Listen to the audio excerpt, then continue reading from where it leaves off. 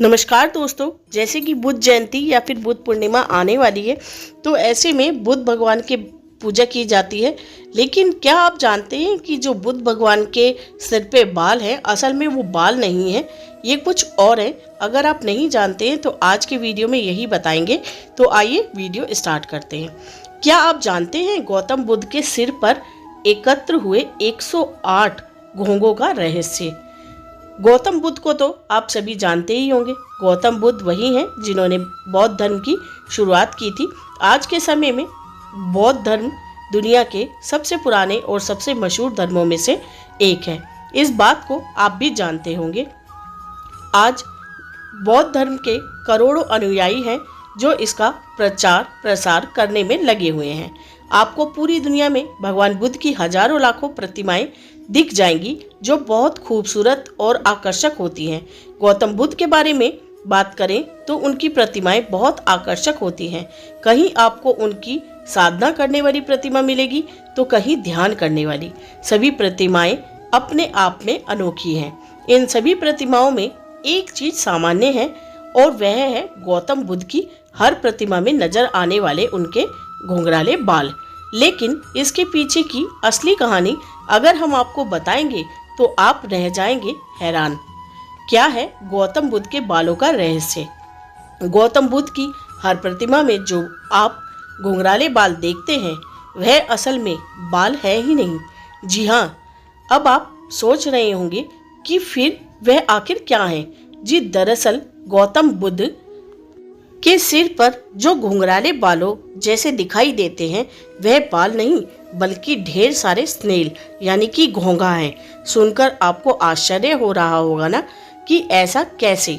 तो हम आपको इसके पीछे के भी रहस्य के बारे में बताने जा रहे हैं।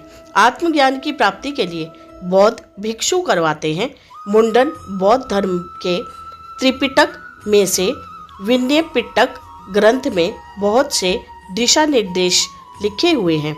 इन दिशा निर्देशों को माने तो इनमें लिखा हुआ है आत्मज्ञान को प्राप्त करने के लिए मनुष्य का तन और मन दोनों ही बिल्कुल पवित्र होना चाहिए।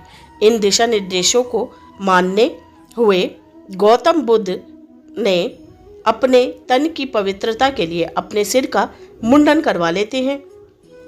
यही किया था सिद्धार्थ गौतम यानी गौतम बुद्ध ने।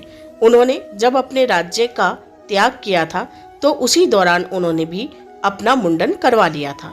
कैसे गौतम बुद्ध के सिर पर आए घोंघे? कहा जाता है एक बार गौतम बुद्ध ध्यान में मग्न थे। उस दौरान वहां पे एक पेड़ के नीचे बैठे थे और साधना कर रहे थे। साधना करते करते वे इतने अधिक ध्यान में लीन हो गए कि उन्हें बाहर के बारे में कुछ पता नहीं रहा। बाहरी दुनिया को भुलाकर वे साधना में डूब गए। जिस समय गौतम बुद्ध साधना में लीन थे उस समय मौसम गर्मी का था और सूरज ठीक गौतम बुद्ध के सिर के ऊपर था।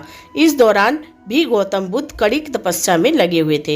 इसी बीच गौतम बुद्ध के पास से एक घोंघा निकलने लगा और उसकी नजर पड़ी साधना में लीन भगवान बुद्ध पर। गौतम बुद्ध को इस रूप में देखकर घोंघा रुक गया और वह सोचने लगा कि इतनी अधिक गर्मी में भी वह कैसे साधना में लीन है। घोंघे ने सोचा उनके सिर पर तो बाल भी नहीं है, इस वजह से उनको बहुत गर्मी भी लग रही होगी। ये सब सोच विचार करने के बाद घोंघा गौतम बुद्ध के शरीर पर रेंगते हुए उनके सिर तक पहुंच गया।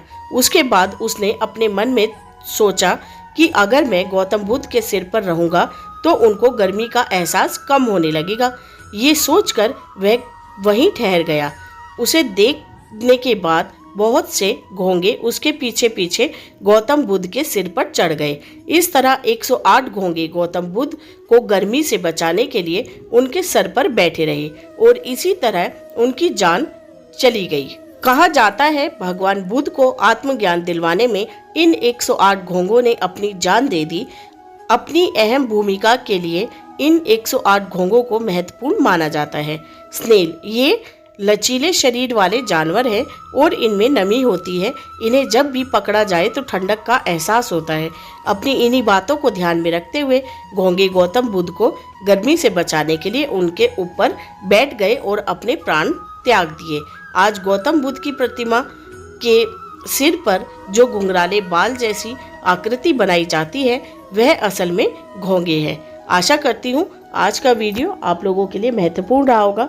वीडियो ज़रा सा भी उपयोगी रहा हो तो मेरे चैनल को लाइक, सब्सक्राइब और ज़्यादा से ज़्यादा शेयर करिएगा। मिलेंगे अगली वीडियो में, तब तक के लिए धन्यवाद। राधे राधे।